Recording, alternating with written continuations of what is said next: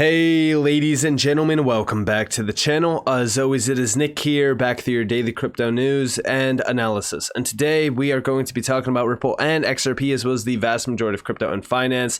And with that being said, let's dive on in. So yesterday we saw Kristalina Georgieva talking a little bit about CBDCs regarding the future of finance and things like that. Now the statements are here, right? Countries continue to explore CBDCs, but there is more space for innovation. This is not the time to turn back. Keep preparing for CBDCs and payment platforms and design these platforms with cross-border payments in mind. Now, this was at the Singapore Fintech Festival. Remember that, keep that in mind because it is crucial to note for the rest of this video. But outside of this, this is all part of the Central Bank Digital Currency Virtual Handbook. And this is a handbook that is a reference guide for policymakers and experts at central banks and ministries of finance. It also serves as the basis for the IMF's engagement with country authorities and other stakeholders. And they do go over a few things within this, but at the bottom here, or I shouldn't say at the bottom, at the start of this, all the way to the bottom is the full outline of their plans regarding CBDCs. Mainly what we are seeing is, of course, financial inclusion being talked about. We're also talking about reducing dollarization and stuff like that. So it's pretty significant. But at the top here, we have this quote down here. Given rapid developments in technology and the ongoing lessons that are and will be learned worldwide, CBDC exploration will need to continue even beyond the point of issuance. And if we actually read this chapter, it's all about digitalization. How should central banks explore central bank digital currency? And here we have down here, digitalization of the economy provides both challenges and opportunities. They're already telling you that digitalization is at the forefront right now for the global financial system. But beyond that, we do see central banks should ensure that they have the capacity to continue to meet their policy objectives in the digital age. It is in this context that central bank digital currency should be evaluated.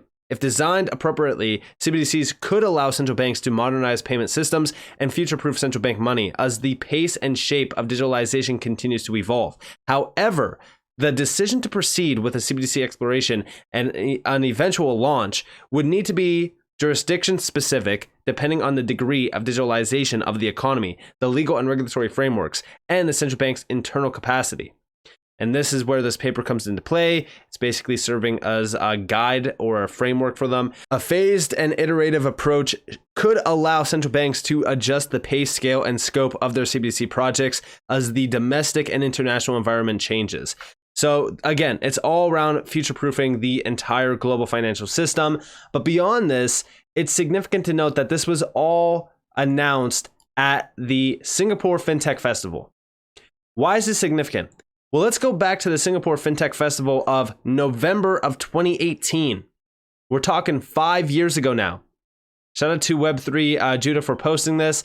We have the IMF will adopt Ripple's XRP for cross-border transactions. This may be old news, but it does speak volumes.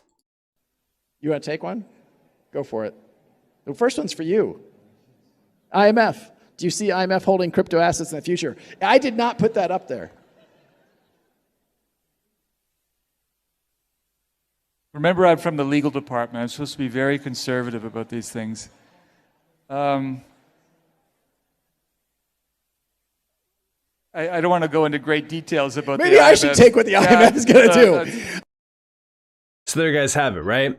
And again, like, this tells me, first and foremost, like the direct quote there tells me that Brad already knew the plan ahead of the game, right? So as we look at the IMF, there's already been significant connections back to the IMF. Obviously, Ripple has held private meetings with the IMF. Now we're starting to see the IMF coming out and saying, hey, like, we're now planning to completely revolutionize the global financial system. We need to tap into next generation technology. And guess who's there? Ripple is at the forefront of this. Now, over here we have from XRP Drops, Ripple is the diamond sponsor of APEC 2023, the Super Bowl of World Economies in San Francisco from the 11th through the 17th of November 2023. Global leaders from 21 economies, San Francisco's biggest event in decades. Ripple is honored to be a major sponsor of this APEC. Check this out. San Francisco is going to be front and center on the world stage. The Asia-Pacific Economic Cooperation Summit, or APEC, will draw global leaders from 21 member economies. It's San Francisco's biggest international event in decades. ABC 7 News reporter Suzanne Fawn has a look at whether the city is ready. Top political and business leaders from around the globe are expected to attend APEC. They'll be staying at our local hotels and dining at our local restaurants. San Francisco, get ready to wow world leaders from 21 Pacific Rim regions. Restaurants are looking forward to the influx of visitors in mid-November. City leaders say San Francisco is the right place for APEC, the Asia-Pacific Economic Cooperation Summit. Are we ready? Yes, I think we're ready. I think San Francisco is a great place to hold APEC with our large Asian population. As many as 30,000 visitors are expected, including 24 heads of state, 1,000 CEOs, and hundreds of foreign journalists. At bus shelters all over the city, digital signs announce that APEC is coming. The Global Trade Summit means big exposure and big bucks for SF. I've heard the number of $50 million of direct economic impact to the city. Clifton Clark is the area GM for Marriott Hotels and the GM of the St. Francis Hotel.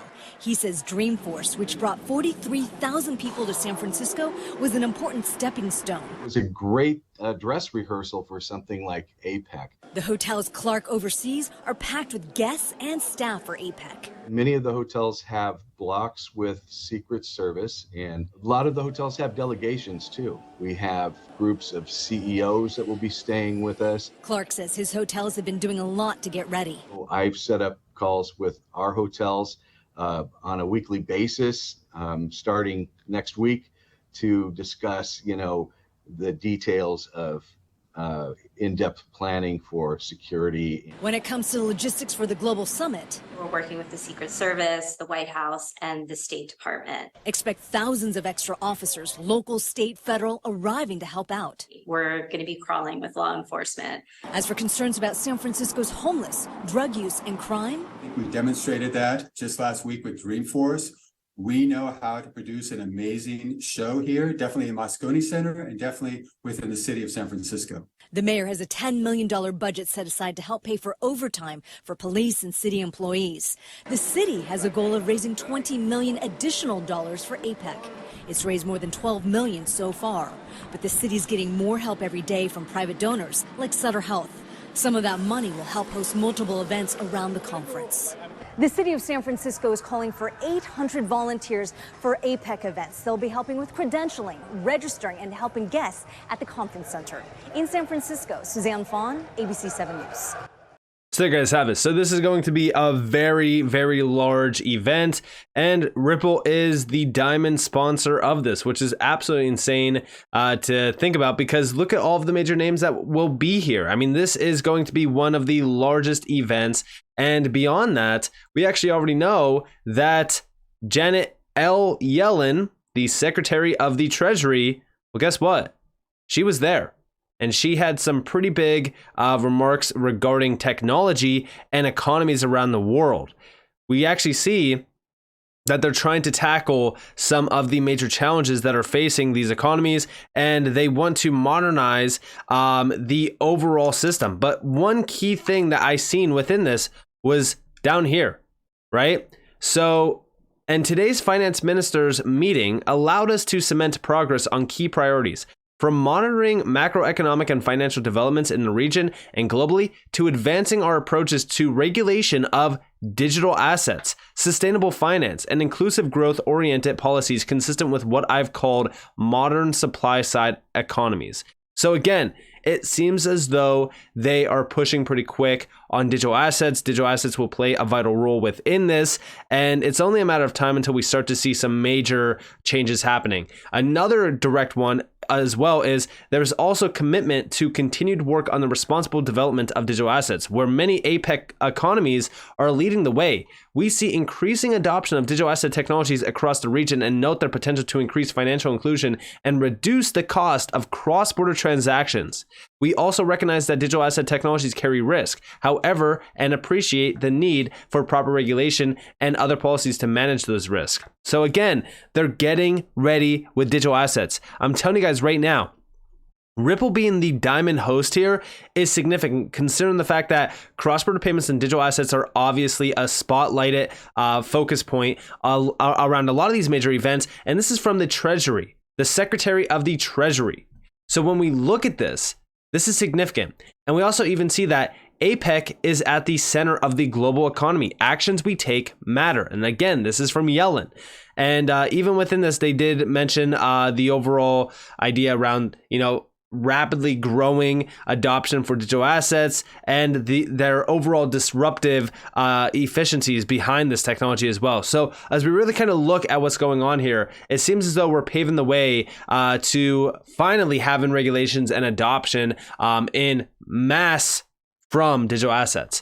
But beyond this, we also see Ripple looks to Asia for growth in blockchain finance. This was just back in May of this year. And this is from Brooks Entwistle. He says that the region is the linchpin of the scramble to win the Web3 future as well. And even within this, we do talk about services within digital payments, stablecoins, crypto, tokenized deposits, virtual assets, and even CBDCs.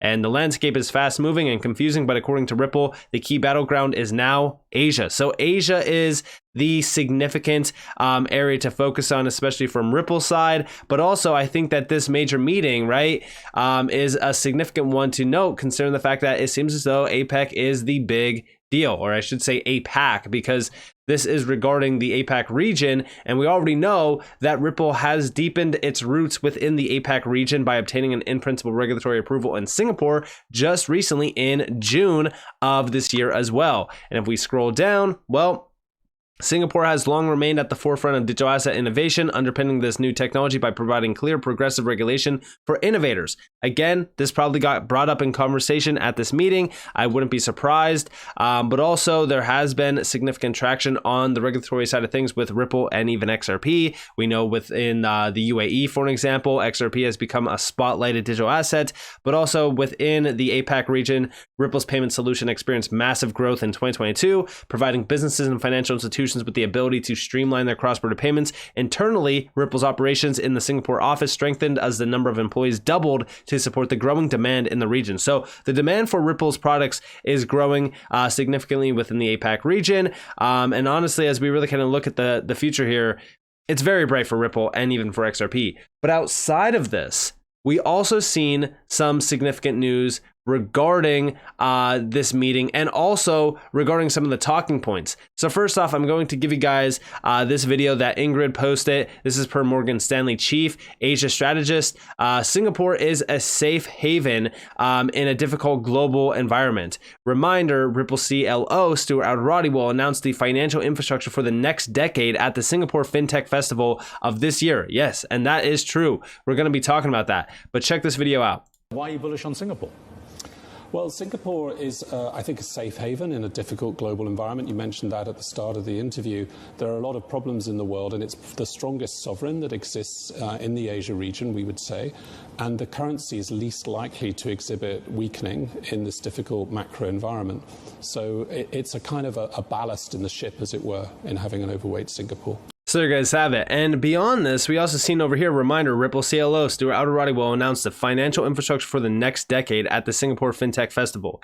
And if we scroll over here, we can actually see Singapore Fintech Festival, Amazon, Singapore Monetary Authority join for merchandise in digital wallets, Project Orchid, CBDC, Singapore MAS, Ripple payments license as well. Here you guys have some of those announcements. This is from Amazon. This one was pretty significant. And then also on the next slide over here, we do see crypto firm Ripple secures Singapore payments license. And then we have Project Orchid as well, which is a multi-year, multi-phase exploratory project examining the various design and technical aspects pertinent to digital Singapore dollar. Again, this is their overall announcement of a CBDC, and this got published on October 31st of 2022, so well over a year ago, but it is still pretty significant to mention. And again, we actually see that the pilot is built on the Monetary Authority of Singapore's Project Orchid initiative, and this is with Amazon. But also outside of this, on the next slide here, we have Singapore Fintech Festival, and this is all from Chad Steingraber, by the way. Key speakers include DBS Bank, Standard Chartered, and the IMF. The session on financial infrastructure for the next decade will cover the growing significance of tokenization and digital assets in modern finance. And here you guys have all of the major speakers. And then on the next slide over here, well, We have financial infrastructure for the next decade. And here you have Paxos, you have Ribbit Capital, SBI, you have Ripple, you also have Temasek. I hope that I'm saying that name right. I'm probably not. But then also you have CoinDesk. But Stuart Arati from Ripple is literally there speaking on, of course, the financial infrastructure for the next decade. Whether or not you want to believe it or not, well, guess what? It's happening. Things are changing rapidly, and it seems as though Ripple, like I said, is at the forefront. XRP obviously plays a significant role in this all. I've talked about it many times in the past. A decentralized bridge currency is so damn crucial for this new age of finance that is growing. We're going to see stablecoins, CBDCs, things of value tokenized greatly, and all of that is going to create fragmentation within the financial sector unless we actually have something that could bridge it all. And guess what? That's where XRP really kind of comes in clutch. But with that in mind, I hope that you guys enjoyed this video. If you guys did, definitely leave a like, subscribe, turn notifications on because more free content. You guys are more than welcome to follow me on Twitter and join the free Discord in the description below. And with that being said, guys, it's been Nick. Peace out.